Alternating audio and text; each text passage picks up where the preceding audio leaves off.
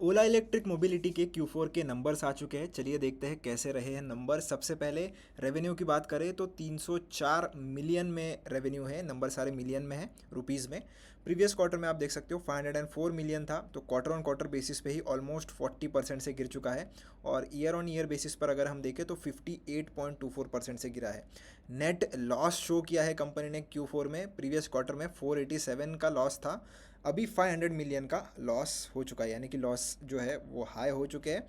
Per year on year basis पर देखें तो लॉस जो है वो थोड़े कम होते हुए नज़र आ रहे हैं। फुल ईयर रेवेन्यू की बात करें तो 2460 मिलियन है। FY25 के नंबर्स 4932 मिलियन पे थे।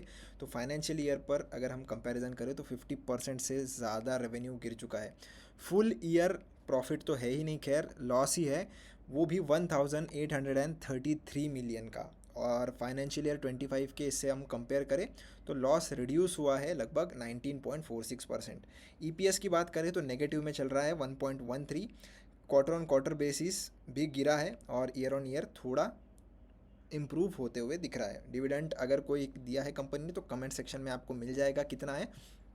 Q4 FY25 में आप देख सकते हो 728 था रेवेन्यू, अभी सीधा 304 हो चुका है क्वार्टर 4 में। Q3 से भी गंदा क्वार्टर ये रहा है।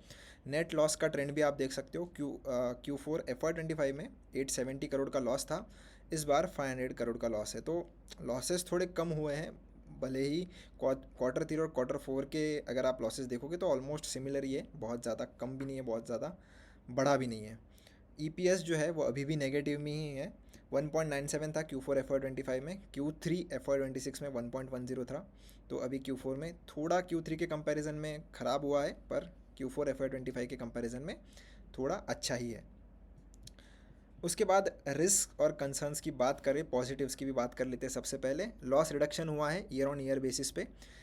EV का जो मार्केट अपॉर्चुनिटी है उसमें इंडिया जो है वो कंटिन्यूसली ग्रो कर रहा है, तो अभी भी कंपनी के पास अपॉर्चुनिटीज़ है। इंटीग्रेटेड EV इकोसिस्टम ओला इलेक्ट्रिक अभी भी कंटिन्यू कर रहा है एक्सपांड करने की मैन्युफैक्चरिंग और उसका जो चार्जिंग इकोसिस्टम है उसका। कॉस्ट ऑप्टिमाइजेशन पर ये लोग फोकस कर रहे हैं ताकि जो इनका एनुअल लॉस है वो कॉस्ट कंट्रोल की एफर्ट्स की मदद के साथ कम हो सके। रिस्क और कंसर्न्स की बात करें तो रेवेन्यू बहुत ही ज़्यादा गिरा है और लॉसेस भी कंटिन्यूसली लॉस ही अभी तक कंपनी शो कर रही है क्वार्टरली और ईयरली लेवल्स पे। EV मार्केट में पोटेंशियल तो बहुत ज़्यादा है, पर उसी के साथ साथ कंपटीशन भी बहुत ज़्यादा बढ़ रहा है। तो जो एस्टेब्लिश प्लेयर्स है वो भी काफ़ी अभी काम कर रहे हैं इस पर्टिकुलर EV मार्केट में। एग्जीक्यूशन की रिस्क है, स्केलिंग मैन्युफैक्चरिंग सर्विस और चार्जिंग इंफ्रास्ट्रक्चर, इसके लिए सस्टेन्ड इन्वेस्टमेंट लगती है और वो कंपनी अभी लॉसेस में है, तो मुश्किल लग रहा है। बाकी आपको कैसा लगा ये रिजल्ट मुझे कमेंट सेक्शन में ज़रूर बताना, और आपकी क्या राय है वो भी आप ज़रूर बताना। ऐसे ही अपडेट्स के लिए पैसानॉमिक्स को सब्सक्राइब कर लेना।